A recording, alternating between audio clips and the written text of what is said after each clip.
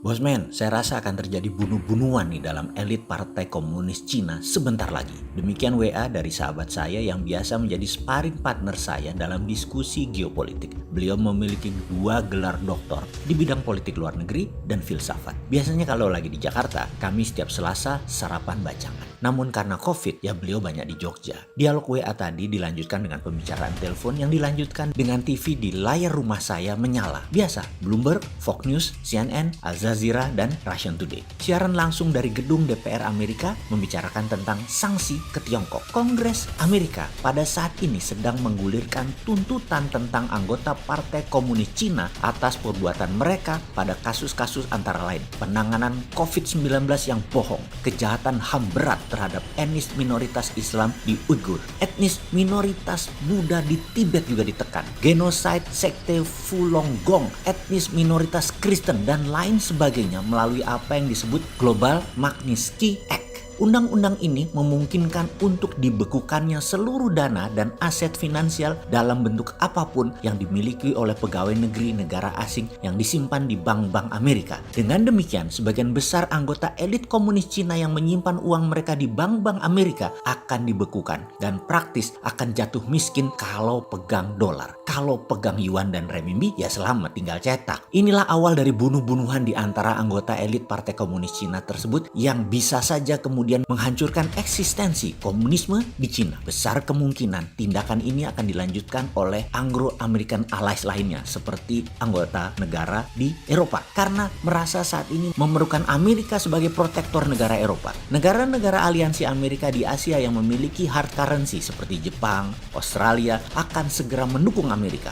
Biar itu pejabat elit Partai Komunis yang meletakkan uangnya di luar negeri atas mata uang asing seperti dolar, yen, Aussie, euro, pound sterling. Kita semua tahu elit partai sering bermain di proyek luar Cina untuk menumpuk harta dolar dan diletakkan di luar Cina. Kalau di dalam Cina ketahuan bisa digantung mereka itu. Jadi banyak negara yang pejabatnya dibeli oleh pejabat Cina dan bermain itu untuk simpanan mereka, yaitu para pejabat elitis tadi menyimpan uang mereka di luar Cina. Dan sekali lagi, untuk hal ini saya bersyukur karena tidak ada pejabat Indonesia yang bermain dengan elitis Tiongkok. Asli saya bersyukur sekali. Pejabat kita pinter-pinter dan baik-baik. Dengan Undang-Undang Global Magnitsky Act tersebut, satu-satu nama anggota Partai Komunis Cina itu dituntut secara individu dan dibekukan hartanya di Amerika. Dibekukan hingga Cina sepakat diadakan sidang tribunal internasional yang akan dilakukan oleh beberapa anggota hakim mewakili beberapa negara serta sampai dikeluarkannya putusan bersalah atau tidak bersalah.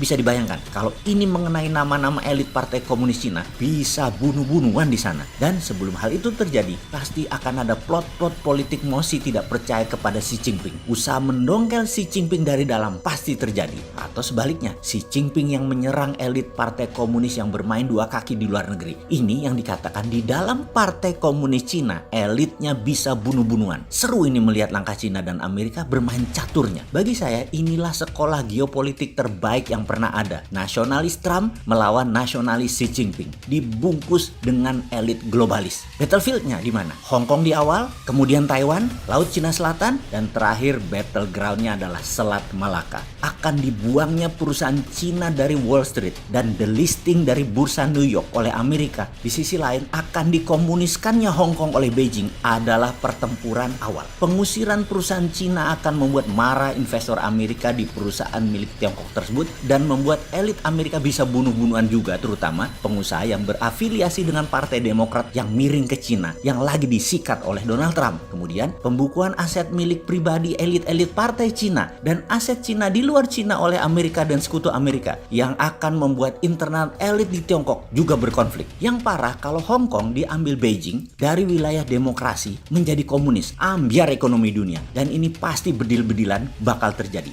Tapi sebentar, Amerika nggak mau kalah. Amerika menjadi agresif sekarang. Sebelum RUU Keamanan Nasional Tiongkok diresmikan, yang tadinya digodok di Politbiro Partai Komunis Cina untuk dijadikan undang-undang mengambil Hong Kong, ternyata Amerika bertindak duluan. Saat ini, Amerika mencabut status Hong Kong bukan lagi wilayah yang memiliki keistimewaan tarif murah masuk ke Amerika. Status khusus itu dicabut. Hanya beberapa jam yang lalu keputusan ini diambil, sehingga barang dari Hong Kong kena tarif yang sama dengan harga dari mainland China. Jadi mahal. hal. Satu lagi yang bisa membuat gerah Tiongkok, selain mencabut status khusus Hong Kong bertarif rendah masuk ke Amerika, ada lagi yang membuat marah, yaitu anggota Politbiro dan keluarganya yang menjadi pansus panitia khusus yang akan menandatangani RUU menjadi Undang-Undang Keamanan Nasional. Cina, Amerika catat semua nama mereka dan akan kena sanksi tambahan aset mereka di luar negeri dikejar dan bakal dibekukan. Sekali lagi, hal ini adalah permainan catur tingkat tinggi kalau Anda, sahabat, adalah peminat geopolitik dunia. Kita semua tahu koruptor Tiongkok selalu meletakkan uang di luar negeri dari proyek cross border mereka di luar Tiongkok. Dan itu umum, pejabat negara punya harta di luar negeri. Jadi mengerti mengapa banyak pejabat Tiongkok bermain dalam tanda petik dengan senang membangun bisnis di luar Cina. Selain melaksanakan debt trap mencaplok ekonomi sebuah negara, pejabatnya bisa ada tabungan di luar negeri. Terakhir, selamat menonton siaran langsung pertandingan catur